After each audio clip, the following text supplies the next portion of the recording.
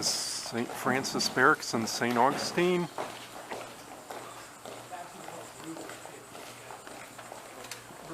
Our Seminole War soldiers, this is dates to the 1880s, 1890s.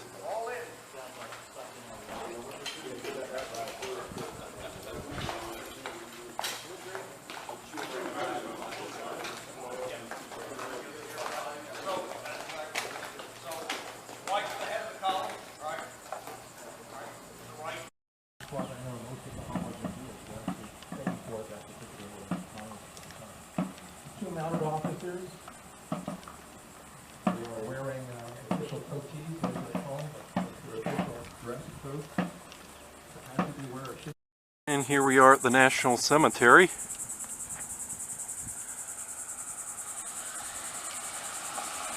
Sorry about the noise. Yeah, let's see some of the graves.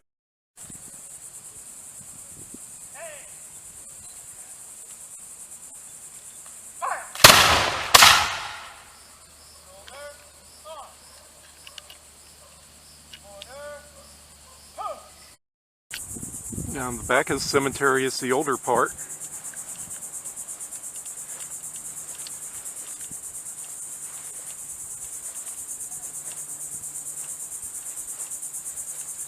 Clarence Coe, United States Army.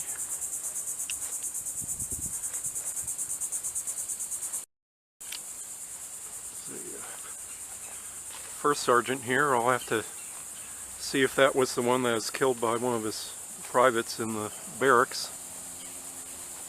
Unknown U.S. soldiers, Indian Wars in Florida.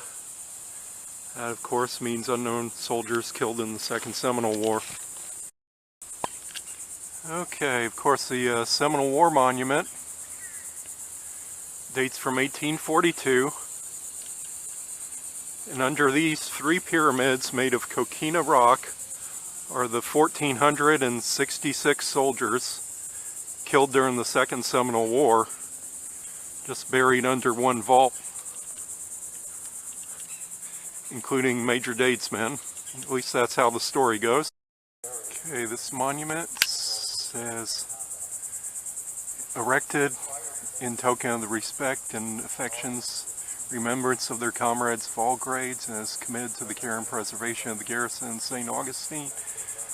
A minute record of all officers who perished here or elsewhere deposited, and also a portion of the soldiers has been prepaid and placed in the office of the adjutant of the post, where it is hoped it will be carefully and perpetually preserved.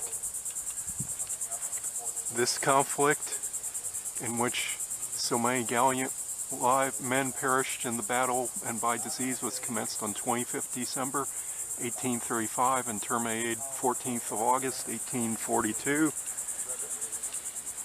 Sacred to the memory of the officers and soldiers killed in battle and died in service of the Florida War.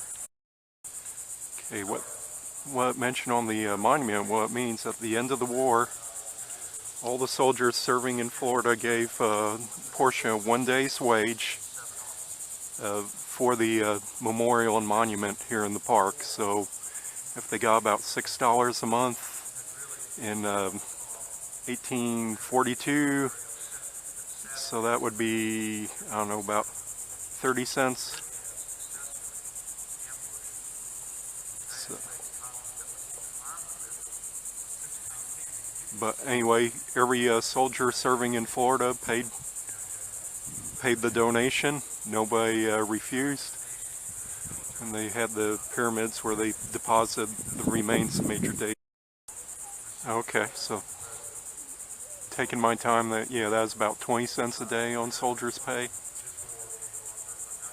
Majestic oak, that's always been here. And the modern gray. Of course, that gray tombstone, George M. Brown, Ordnance Sergeant, 1845 to 1917. He was the caretaker of the fort, now Fort Marion or the Castillo. And he's on some of the old postcards, wrote a history. Behind him There's Mary Worth Sprague, wife of John T. Sprague, who's actually a general. It says colonel. And further back is Margaret Stafford Worth, who was the wife of William Jennings Worth, who was a major general. Both officers famous in the Florida War and later on the Mexican War. Sprague in the Civil War. After the Civil War, he was in charge of the Reconstruction in Florida. He was the main commanding officer of Union forces during the period of Reconstruction. So both those officers, although they're more known for elsewhere, they spent a while of their career here, and that's why the wife and daughter are buried here, because they died here, of course. Anna Marie Dummett, and of course Lieutenant Dummett from the Second Seminole War.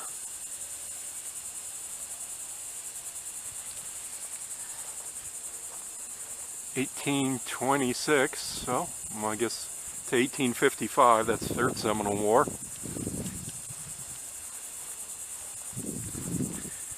And what a lot of people don't know is that we have back here some officers buried back here. Let's see, this is Lieutenant McNeil, Lieutenant William Scott McNeil. He was killed at the Battle of Mosquito Inlet. He was a nephew of President Franklin Pierce. Charles Woodruff, officer killed died in the Florida War. There's Woodruff's plantation near Spring Garden, now near DeLeon Springs. Jacob Brown, in memory of Jacob Brown, died in 1841, born at Brownsville in 1812. Died in St. Augustine in 1841.